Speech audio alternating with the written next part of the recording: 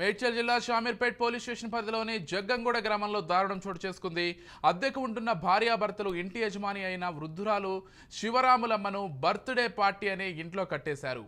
ఆమె ఒంటిపై ఉన్న 10 తులాల బంగారం, 25 తులాల వెండి ఆభరణాలు ఎత్తుకెళ్లారు. వృద్ధురాలు కేకలు పెట్టడంతో చుట్టుపక్కల వాళ్ళు గమనించి ఆమెను కాపాడారు.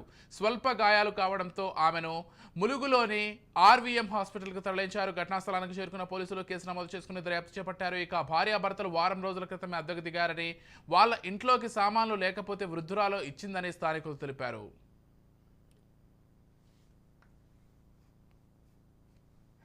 కొడుకు బర్త్డే అని చెప్పి లోపలికి ఇంటర్ కూర్చున్నాం. తర్వాత కోటర్ పోసి తాపించిన తర్వాత గొంతులో చేపెట్టి గొంతు విసికి బంగారం పుసిల్తాడు, కమ్మలు, ఇక్కడ మాట్లీలు, ఇక్కడ ఒకటి కాళ్ళ పట్ట గుర్తులు, ఇంకా రెండు రింగులు పుసిల్తాడు తీసుకోవచ్చు.